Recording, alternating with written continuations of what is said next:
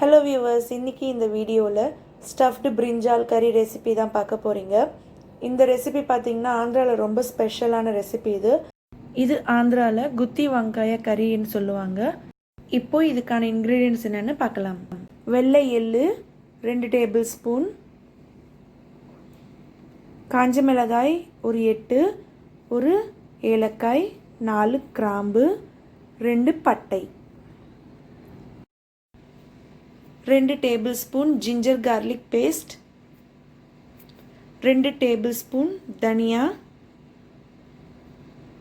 red chili powder ஒரு 3 tablespoon, garam masala 2 tablespoon,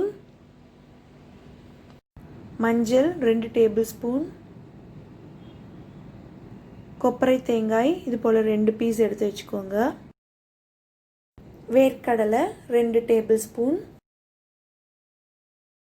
சீரகம் 2 tablespoon, முந்திரி 8லிருந்து 10 எடுத்து வச்சுக்கோங்க, புளி இந்த மாதிரி ஜூஸ் பண்ணி வச்சுக்கோங்க, உப்பு தேவையான அளவுக்கு, வெங்காயம் 2, பச்சை மிளகாய் 1,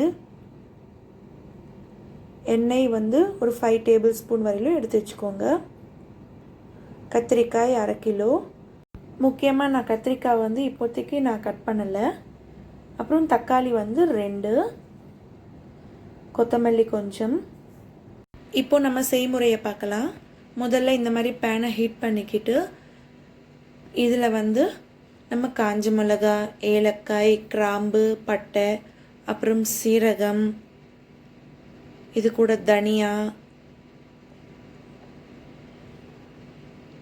அப்புறம் முந்திரி, வேர்க்கடலை, வெள்ளை எள்ளு இதெல்லாம் போட்டுட்டு நல்லா ஃப்ரை பண்ணிக்கோங்க. ஸோ ஒரு நல்லா கோல்டனாக மாறுற வரையிலும் நல்லா இப்படி ஃப்ரை பண்ணி அதை ஒரு மிக்ஸி ஜாரில் மொத்தத்தையும் போட்டுக்கிட்டு இது கூடவே 2 கொப்பரை தேங்காயும் ஆட் பண்ணிக்கிட்டு நல்ல பவுடர் மாதிரி ஸ்மூத்தாக கிரைண்ட் பண்ணி வச்சுக்கோங்க.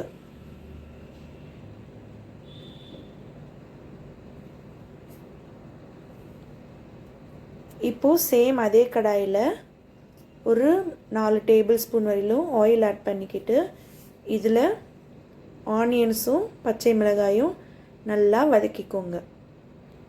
ஸோ ஒரு 5 நிமிஷம் இதை நல்லா வதக்கிக்கிட்டே இருங்க. இந்த ஆனியன்ஸை நல்லா கோல்டனாக வர வரையிலும் நல்லா ஃப்ரை பண்ணிக்கோங்க.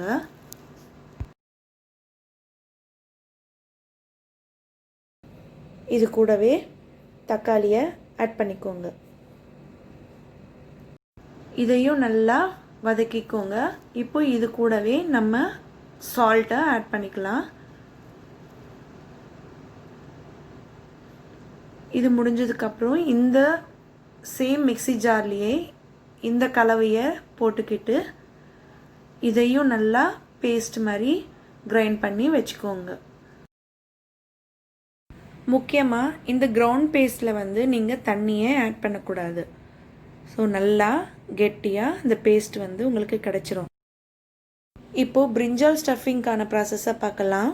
முதல்ல ஒரு கத்திரிக்காயை இப்படி 4 கட் பண்ணிக்கோங்க. காம்பை ரிமூவ் பண்ண வேண்டாம். பார்த்தீங்களா, நான் ப்ளஸ் சைனில் இப்படி நான் கட் பண்ணிக்கிறேன். இதே மாதிரி எல்லா கத்திரிக்காய்க்கும் நீங்கள் அதே போல் கட் பண்ணிக்கோங்க. இப்போது கத்திரிக்காய்க்கு நடுவில் இந்த மாதிரி பேஸ்ட்டு நல்லா அப்ளை பண்ணிக்கோங்க. இதே மாதிரி எல்லா கத்திரிக்காய்க்கும் அப்ளை பண்ணி வச்சுக்கோங்க.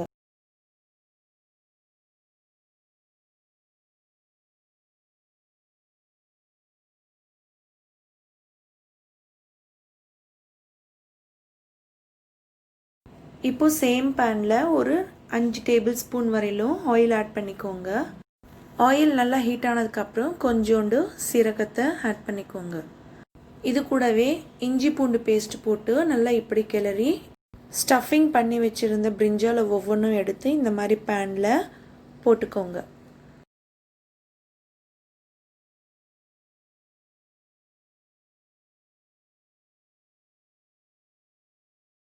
இப்படி நல்லா கிளறி விட்டுட்டு மீதமுள்ள மசாலாவை இப்படி மேலே போட்டு அதையும் நல்லா ஒரு தடவை கிளறி விட்டுக்கோங்க. ஒரு நிமிஷம் வரலும் கிளறி விட்டுட்டு இது கூட மஞ்சள் ஆட் பண்ணிக்கோங்க, கரம் மசாலா தூள், ரெட் சில்லி பவுடர் நல்லா ஒரு தடவை கிளறி விட்டுட்டு இப்போது இது கூடவே நம்ம ரெடியாக வச்சுருந்த அந்த புளி ஜூஸை இதில் ஆட் பண்ணிக்கோங்க. இப்போது இதை நல்லா ஒரு 2 நிமிஷம் வரையிலும் கிளறி விட்டுடுங்க.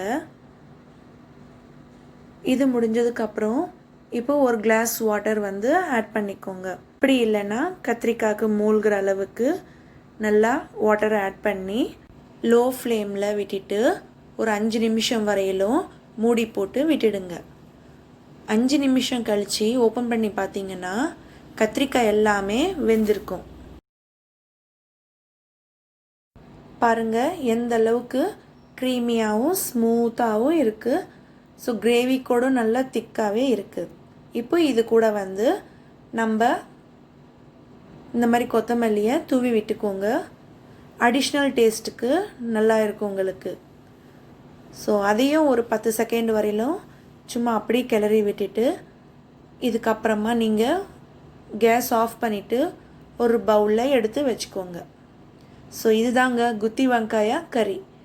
என்னோடய வீடியோ உங்களுக்கு ரொம்ப பிடிச்சிருந்தா மறக்காமல் சப்ஸ்கிரைப் பண்ணுங்கள். தேங்க்ஸ் ஃபார் வாட்சிங். Take care. பாய்.